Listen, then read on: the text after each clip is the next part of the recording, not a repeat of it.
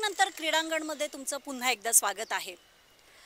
खेळ असो किंवा इतर कुठलीही गोष्ट असो, ती जर करायची असेल तर त्याच्यामध्ये पॅशन लागतं. पॅशन म्हणजे मराठीत त्याला शुद्ध मराठीत त्याला वेड असंच म्हणतात. एखाद्या गोष्टीचं जर वेड असेल ना तर आपण काहीही करू शकतो. आणि असंच एक व्यक्तिमत्व आज आपल्याबरोबर आहे, रोहन भाटकर. रोहन खरं तर एक फिटनेस ट्रेनर आहेस आणि त्याचबरोबर रोहनने पॅरासिलिंग करताना एरियल योगा केलेला आहे. नेमकं काय आहे रोहन हे? ॲक्च्युली पॅरासिलिंगची बोट्स असते ना, तुम्ही बघितलं असेल पॅरासिलिंग करताना. सो मी त्याच्यात 12 मीटरचं एक कापड टाकून ना मी त्याच्यात आसनं केली आहेत. आपण एरियल योगासनं बघितलं असेल, तीच आसनं मी समुद्रावर केली आहेत, इन शॉर्ट सांगायचं तर. पण पॅरासिलिंग करताना पहिलं म्हणजे हवा, प्रेशर हे सगळं करताना नुसतं पण पॅरासिलिंग केलं तरी सामान्य लोकांचं तर ओरडतात. त्याच्यामध्ये तू एरियल योगा केलंस. काय मेहनत लागली आणि कशा प्रकारे हा तू करायचं पहिलं म्हणजे धाडस केलंस? ॲक्च्युली मी 2017 पासून ना एरियल मल्लखांब वगैरे करतच आहे. उदय देशपांडे माझे गुरुजी आहेत. त्यांनी मला या सगळ्या गोष्टी शिकवल्यात. सो मी ह्या गोष्टींमध्ये यूज टू आहे. सो मला एक डिसेंट असं काहीतरी करायचं होतं, जेणेकरून तो जो खेळ आहे तो म्हणजे लोकांपर्यंत येईल. कारण कापडी मल्लखांब म्हटलं तर कोण म्हणजे माहीत नाही असं करतात. तर कापडी मल्लखांब हा भारताचाच खेळ आहे. तो मला फक्त आणायचा होता लोकांपर्यंत. सो त्याच्यात काहीतरी थ्रिल हवं. डिसेंट हाईट आपण बघतो झाडाची वगैरे हाईट, तेवढी हाईट असते, पण एक थ्रिल हवं होतं मला त्यासाठी मी हे सगळं केलं. पण उदय देशपांडेला तर आता सगळं अख्खा भारतभर त्यांची प्रसिद्ध आहेत. पद्मश्री त्यांना मिळालेला आहे. आणि अशामध्ये जेव्हा तू ही संकल्पना जेव्हा त्यांना सांगितलीस देशपांडे सरांना की तुला पॅरासिलिंग करताना हा सगळा अनुभव करायचा आहे, त्यावेळेला पहिलं म्हणजे त्यांच्या प्रतिक्रिया काय होत्या? 2022 मी रोप मल्लखांब केलेलं ह्याच्या अगोदर. त्या टायमिंगला ते माझ्यासोबत होते. सो त्यांनी हे सगळं बघितलं. त्यांना मी ज्यावेळेस म्हणालेलो की सर अशी अशी माझ्याकडे संकल्पना आहे डोक्यात, असं असं माझ्यात चालू आहे, तर तुमचा वेळ तुम्ही देऊ शकाल का? ते बोलले अगदी 200% मी येणार. त्यांनी सगळं त्यांचं शेड्यूल बघितलं आणि माझ्यासाठी एक स्पेशल त्यांनी टाईम काढला आणि ते आवर्जून इथून सिंधुदुर्गात आले, मालवण देवबाग या गावात, आणि तिथे एका दिवसात आम्ही ते सगळं केलं आणि लगेच मुंबईला आलो. सो त्यांनी एवढं म्हणजे त्यांनी त्यांचा टाईम दिला, हे खूप मोठी गोष्ट आहे. पण रोहन, सगळ्यात महत्त्वाचं म्हणजे पॅरासेलिंगमध्ये तू पॅरासेलिंग करत असशील किंवा अनेक जण रोप मल्लखांब किंवा तू जसं म्हणालास की कापडी मल्लखांब हे सगळं एरियल हे करत असतात. पण पॅरासेलिंगमध्ये जेव्हा तू एरियल करतोस त्यावेळेला काहीतरी त्याच्यासाठी मेहनत असते किंवा प्रॅक्टिस असते. तर ही प्रॅक्टिस तू कशी केलीस? ॲक्च्युली ही प्रॅक्टिस मी अगोदर झाडालाच हे करून करायचो, कारण त्याला हाईट हवी आणि हाईटसाठी आपल्या मुंबईत तेवढ्या जागा नाहीत. तो झाड वगैरे बघून मी शिवाजी पार्कातच करायचो. आणि खरं सांगायचं तर तुम्हाला थोडंसं वेड वाटेल, मी एका दिवसातच हे सगळं केलेलं. मला वाटणार नाही, कारण मी प्रेक्षकांना पहिल्यांदाच सांगितलं की हे सगळं करायला वेळच लागतो आणि ते वेळ तुझ्यामध्ये मला दिसलं. पण तू जसं म्हणालास बोलताना की हा तुझा चौथा वर्ल्ड रेकॉर्ड आहे. नेमकं कशा प्रकारे तू आतापर्यंत रेकॉर्ड, पहिला तुझा वर्ल्ड रेकॉर्ड काय होता? पहिला माझा होता उमलिंगला पास, जे हायेस्ट मोटरेबल पास्ट आहे लेह लडाख इथे. 19,500 फीटांचं आहे. सो हाय अल्टिट्यूड रनिंग केलेली मी हाय अल्टिट्यूड रनर आहे.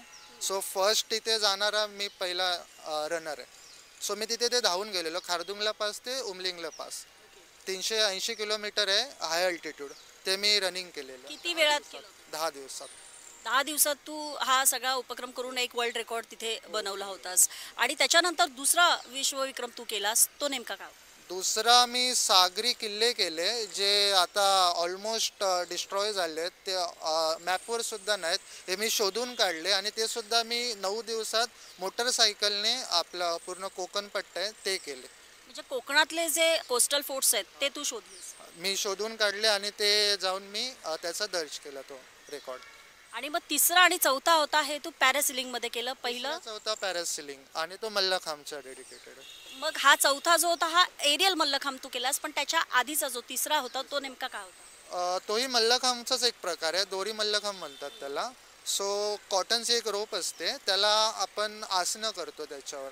त्याला मल्लखांबचाच एक पार्ट बोलतात. तू हे सगळं करताना एक फिटनेस ट्रेनर आहेस, त्यामुळे फिटनेस हा ह्याच्यासाठी फार महत्त्वाचा आहे. तर ह्याकडे तू कसं, आणि जेव्हा तू आता अजून तुझ्या नंतरचे जे जनरेशन आहेत, अजून जे येणार आहेत मल्लखांबमध्ये आणि ह्याच्यामध्ये, त्याच्यामध्ये वेगवेगळं काय त्यांना करायचं असेल तर फिटनेस त्यांनी कसा राखावा याबद्दल तू काय सांगशील?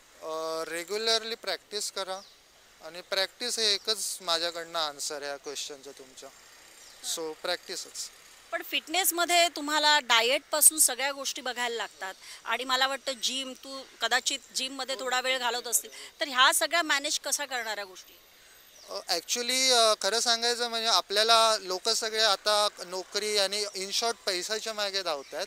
सो हेल्थ ते बाजूला ठेवतात. सो हेल्थला मी सांगतो की तुम्ही फर्स्ट प्राधान्य द्या, देन तुमची जी काही कामं असतील ती करा. तुमचा 24 तासामधनं 1 तास तरी तुम्हाला स्वतःला द्या, मीन्स तुमच्या वैयक्तिक फिटनेसला द्या.